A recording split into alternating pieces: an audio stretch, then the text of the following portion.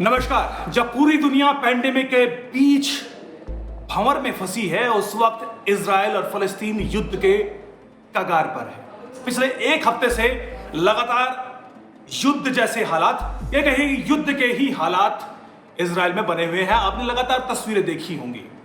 खासतौर पर इजराइल और गाजा स्ट्रिप के बीच युद्ध लगातार जारी है। पिछले 3 दिनों से दोनों ही तरफ से घमासान रॉकेट्स और एयर स्ट्राइक जारी है। हमास एक आतंकी संगठन है जिसका कब्जा गाजा स्ट्रिप पर है। फलस्तीन का वो वेस्टर्न एरिया जो कि वेस्टर्न बैंक से अलग इजराइल के सदर्न वेस्टर्न पार्ट की तरफ पड़ता है। वहां पर 2007 से आतंकी संगठन हमास की अपनी गवर्नमेंट है जो कि वेस्ट बैंक यानी फलस्तीन से अलग है। वहां पर फतह की गवर्नमेंट है, यहां पर हमास की गवर्नमेंट है। वहां से पिछले कई दिनों से लगातार रॉकेट्स का एक बैराज इजराइल पर दागा जा रहा है। लेकिन इन हमलों के जवाब में इजराइल ने जिस तरीके से आतंकी हमलों का जवाब दिया है वो अपने आप में काबिल तारीफ है। वो बताता है कि पूरी दुनिया को किस तरीके से आतंकी हमलों का जवाब देना चाहिए, किस तरीके से जीरो टॉलरेंस होना चाहिए। अब तक पिछले एक हफ्ते के दौरान करीब 2000 से ज्यादा रॉकेट गाजा स्ट्रिप से इजराइल के अलग अलग शहरों पर दागे गए हैं, जिसमें से करीब 90% जो इजराइल का डिफेंस सिस्टम है आयरन डोम, जिसमें रॉकेट्स को हवा में ही उनका डिफेंस सिस्टम उसको इंटरसेप्ट करता है और हवा में ही उसको ध्वस्त कर देता है। करीब 90% से ज्यादा रॉकेट्स को आयरन डोम डिफेंस सिस्टम के जरिए हवा में ही ध्वस्त कर दिया गया। लेकिन चूंकि ये 100% ये कारगर एक तरीके से नहीं माना जा सकता, क्योंकि एक तरफ जब सैकड़ों रॉकेट्स दागे जाते हैं तो उसको इंटरसेप्ट करना किसी भी डिफेंस सिस्टम के लिए आसान नहीं होता है। जाहिर है करीब 200 से ज्यादा ऐसे रॉकेट्स हैं जो कि इजराइल के अलग अलग शहरों में फटे हैं, दागे गए हैं। सिविलियन एरियाज में वो फटे हैं, जिसमें जेरूसलम भी है और तेल अवीव जैसे शहर भी है। दोनों ही बड़ी सिटीज, यानी पूरा इजराइल इस तरह खौफ के आलम में जरूर है, लेकिन कटिबद्ध भी है कि वो उन हमलों का जवाब पूरी ताकत के साथ देगा। अब तक जो हमास का जो हमला हुआ है गाजा स्ट्रिप की तरफ से, उसमें करीब 2000 से ज्यादा रॉकेट दागे गए हैं, जिसमें कम से कम 8 इजरायली सिविलियंस मारे गए हैं और करीब 400 से ज्यादा सिविलियंस इसमें घायल हुए हैं। इजरायलियों की संख्या को देखते हुए ये संख्या कम नहीं है, और जो उनका एक डिफेंसिव डीएनए है, जो उनका ऑफेंसिव कहें या डिफेंसिव कहें, उनका डीएनए है, वो अपनी नागरिक की, अपने सिविलियन की, एक नागरिक की मौत को भी उतनी आसानी से जाने नहीं देते। 8 लोगों को मरना, 8 इजरायलीज का मरना अपने आप में एक बड़ी घटना है। जाहिर है इसका जवाब होगा है। और पिछले 3 दिनों से इजरायली आर्मी ने जो जवाबी हमला दिया है, एयर स्ट्राइक लगातार गाजा स्ट्रिप पर जारी है, जिसमें करीब 100 से ज्यादा बड़े हमास लीडर्स को मार दिया गया है। उनके ऑर्गेनाइजेशनल जो स्ट्रक्चर्स हैं उनको ध्वस्त किया गया है, उनके ऑफिसेस को ध्वस्त किया गया है, उनके जो कम्युनिकेशन सेंटर्स थे उनको ध्वस्त किया गया है। हालत यह है कि पूरे गाजा स्ट्रिप को सीधे फिल्मी भाषा में कहें तो धुआं कर दिया गया है। कुछ तस्वीरें देखिए।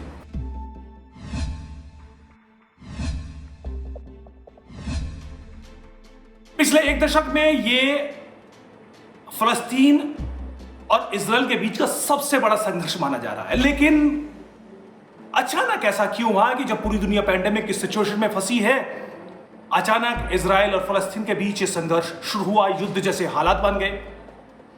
दरअसल मई महीना एक ऐसा महीना है जिसका इतिहास इस संघर्ष से कहीं ना कहीं जुड़ा हुआ है, और रमजान के दौरान जो धार्मिक भावनाएं भड़काई गई वहां पर फलस्तीन में अरब्स की, वो इसका नतीजा ये है कि आज फलस्तीन और इजराइल के बीच युद्ध जैसे हालात बने हुए हैं। पिछले हफ्ते जुम्मे की नमाज हुई, जेरूसलम का जो टेंपल डोम है यानी अल अक्सा मस्जिद में जुम्मे की नमाज हुई। उसके बाद जिसमें भारी भीड़ अरब्स की वहां पर जमा थी, सैकड़ों नमाजी वहां पर थे। उसके बाद वहां पर कुछ इस तरह का खुतबा, कुछ इस तरह का फतवा दिया जाता है, जिसके बाद अचानक जो नमाजी की भीड़ है वो बेकाबू हो जाती है। वो वहां पर नारेबाजी करती है, परिसर में पत्थरबाजी करती है सिक्योरिटी फोर्सेस पर। जो इजरायली सिक्योरिटी फोर्सेस के जवान वहां पर तैनात थे उन पर पत्थरबाजी की जाती है, जिसके बाद इजरायली सिक्योरिटी फोर्सेस वहां पर का नया दस्ता वहां पर पहुंचता है और वहां पर उनकी गिरफ्तारी करने की कोशिश की जाती है। जो दंगा अल अक्सा मस्जिद के परिसर में किया जा रहा था उसको रोकने की कोशिश की जाती है। जो उस टेंपल डोम की जो सैंक्टिटी है वो दंगाइयों ने कहीं ना कहीं उसको खत्म करने की कोशिश वहां पर की जा रही थी।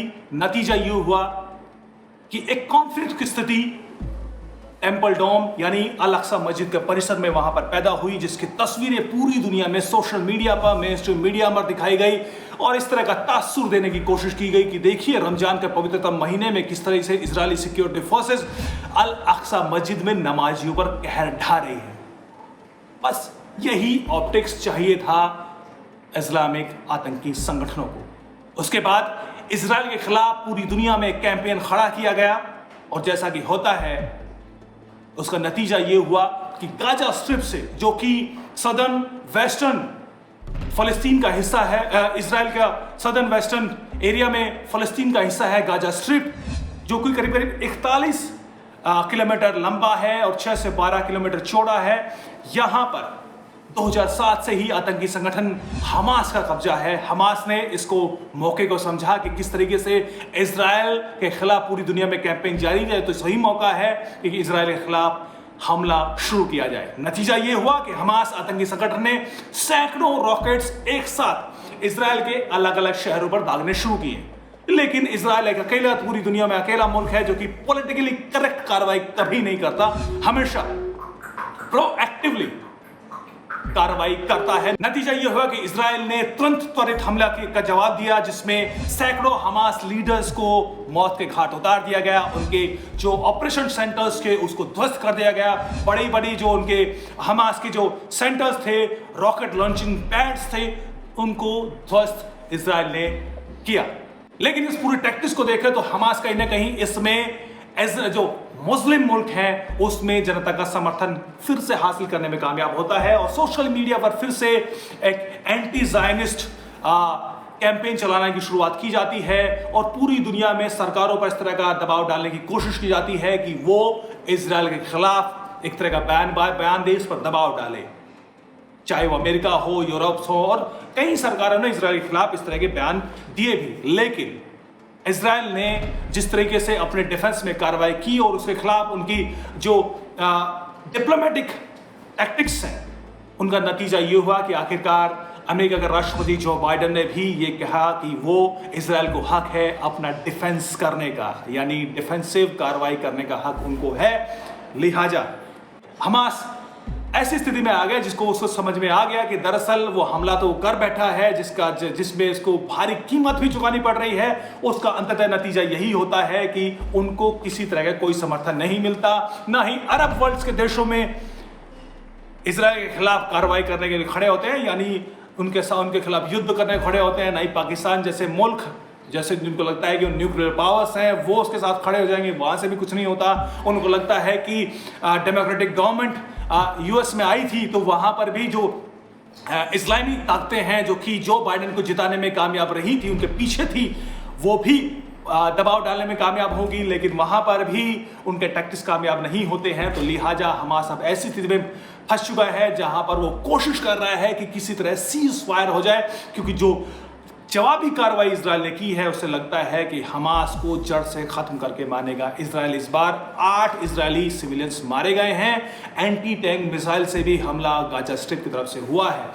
लेकिन जैसे कि हम ये समझने की कोशिश कर रहे थे कि क्यों इन दौरान हुआ, दरअसल मई महीना वो महीना है जब 73 साल पहले इजराइल स्टेट की स्थापना हुई थी। यूएन चार्टर के बाद 14 मई 1948 को इजरायली स्टेट फलस्तीन से अलग स्टेट स्थापित करने की बात हुई थी। हालांकि उसको अरब वर्ल्ड के देशों ने उसको मानने से इनकार कर दिया था और सीरिया, मिस्र और जो जॉर्डन जैसे मुल्क हैं उन्होंने इजराइल पर हमला भी किया था। हालांकि इस हमले में 6 देशों के जो ग्रुप था उनको हार का सामना करना पड़ा था उसके बाद। लेकिन उस दौरान भी इजराइल का एक बड़ा हिस्सा जिसमें वेस्ट बैंक, गाजा स्ट्रिप और जेरूसलम सिटी इन 6 देशों के जो ग्रुप थे इनके हाथ में थी। यहाँ पर इनका एक जॉइंट एडमिनिस्ट्रेशन चला करता था।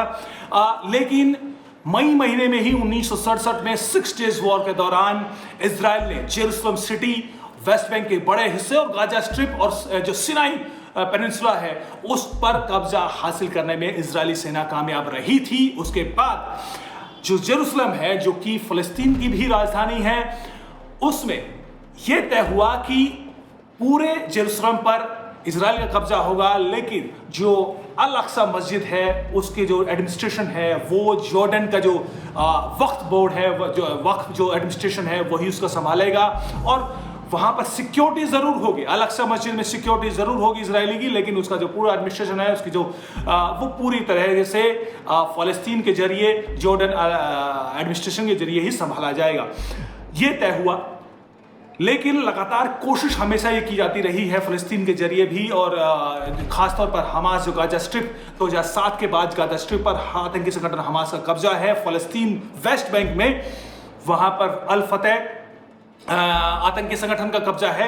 फलस्तीन एक जरूर है, कहने को एक है, लेकिन दरअसल अब 2 हिस्सों में तब्दील हो चुका है, बट चुका है। एक वेस्ट बैंक है जिसमें अल फतह की सरकार चलती है, एक गाजा स्ट्रिप है जहां पर हमास की सरकार चलती है 2007 के बाद।